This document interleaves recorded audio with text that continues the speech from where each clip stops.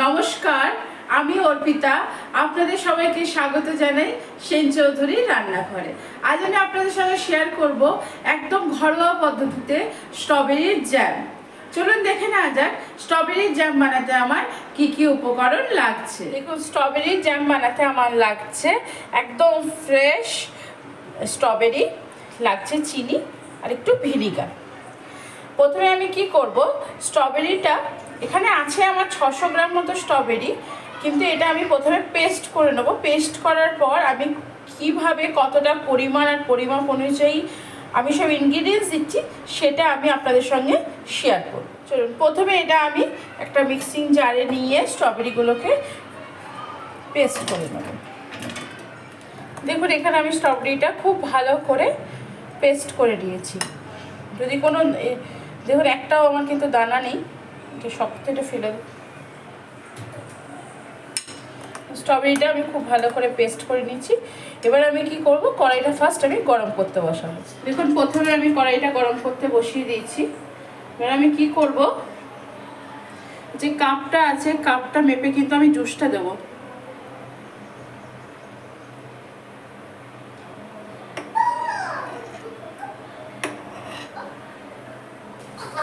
Cup,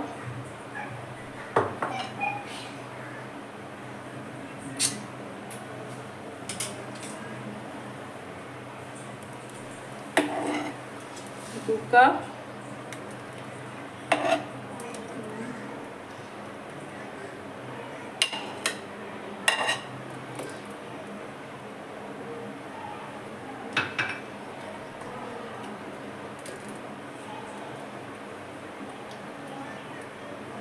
দেখুন এখানে আমার 4 কাপ মতো আমার স্ট্রবেরির জুসটা আছে। এখানে আমি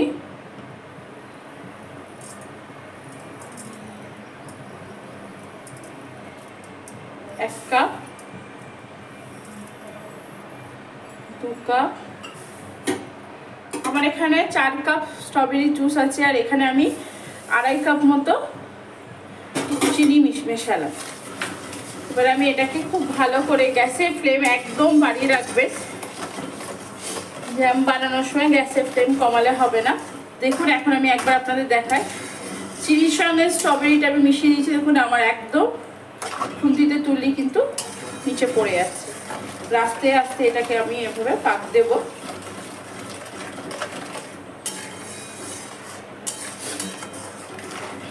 দেখুন, এটা 5-7 মিনিট পর ফুটতে ফুটতে কি সুন্দর চারিদিক দিয়ে ফুটছে। আবার আমি একবার খুন্তি দিয়ে দেবো এইভাবে। গ্যাসের ফ্লেম কিন্তু একদমই কমানো যাবে না, আস্তে আস্তে এটাকে আমি আস্তে আস্তে এটাকে আমি হতে দেব। এখানে কিন্তু কোনো আমি বাইরে থেকে পেকটিন বা জিলেটিন কোনোটাই ব্যবহার করছি না। জ্যামে সাধারণত কম ব্যবহার করতে হয় পেকটিন বা জিলেটিন।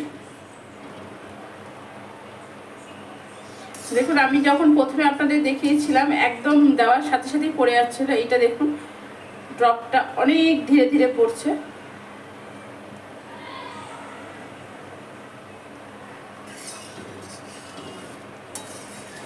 আপনারা বুঝবেন কিভাবে যে জ্যামটা হয়ে গেছে, এই আপনাদেরকে খুন্তি তুলে তুলে দেখে বুঝতে হবে। প্রথমে এরকম পুরো পড়ে যায়, তারপরে আস্তে আস্তে পুরোটা দেখুন ঝরিয়ে দিলাম। ঝরিয়ে দেওয়ার পর দেখুন হালকা মোটা হয়ে এসছে।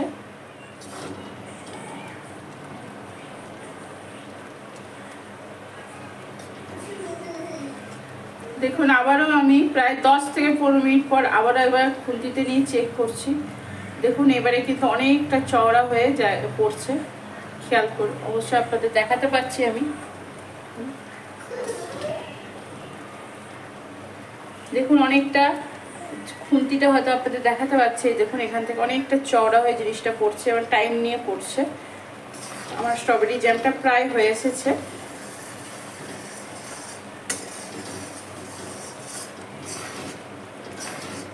এমন কিছু সময় লাগে না স্ট্রবেরি জ্যাম বানাতে। দোকান থেকে কেনার থেকে বাড়িতে বানানো অনেকটাই হেলদি হয়। আর জ্যাম জিনিস হয়তো বাচ্চারাই বেশি খেয়ে থাকি এবং বাচ্চাদের টিফিনেই আমরা বেশি ব্যবহার করে থাকি।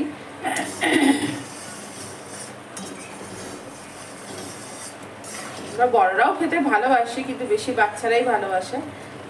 দেখুন আবারও আমি আপনাদের দেখাচ্ছি, এই দেখুন কতটা টাইম নিয়ে পড়ছে ড্রপগুলো।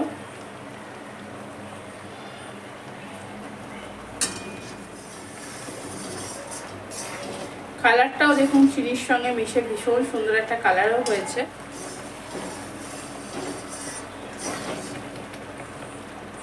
দেখুন এবার কতটা সময় ধরে এটা পড়ছে। এই দেখুন ড্রপটা করতে অনেকটা সময় নিচ্ছে, কিন্তু আশা করি আপনাদের আমি বোঝাতে পারছি।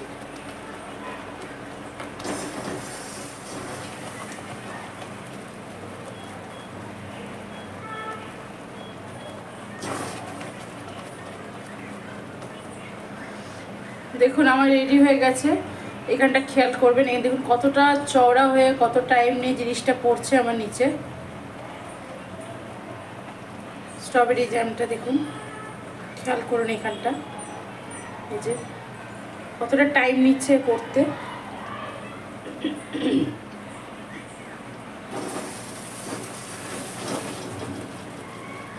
দেখুন আবারও একবার দেখাচ্ছি, এই দেখুন দেখুন কতটা টাইম নিয়ে এটা পড়ছে। রেডি হয়ে গেছে আমার স্ট্রবেরি জ্যাম। গ্যাসের ফ্লেমটা আমি অফ করে দেবো। কালারটা তো দারুণ এসছে।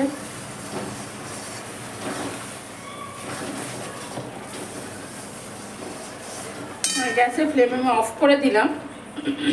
গরম অবস্থাতেই আমি ভিনিগার দিয়ে দেবো। ভিনিগার দেওয়ার নিয়ম হচ্ছে পার কাপে হাফ টিস্পুন করে দেবে।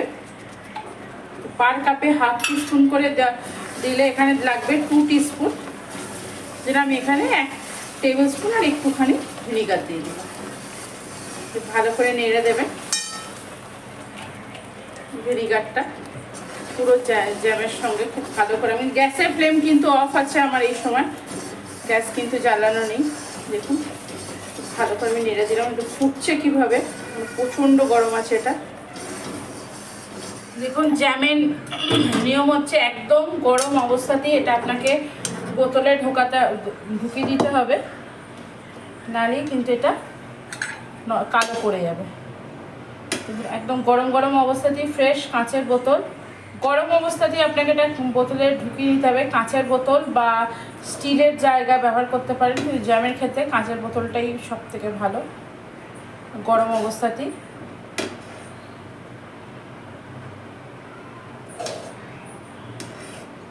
রেডি হয়ে গেল আমার স্ট্রবেরি জ্যাম।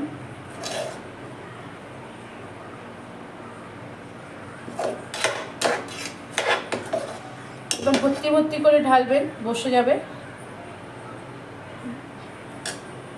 এবার এটাকে এর মধ্যে আমি ঠান্ডা হতে দেবো। আজ আমি আপনাদের সঙ্গে শেয়ার করলাম স্ট্রবেরি জ্যাম।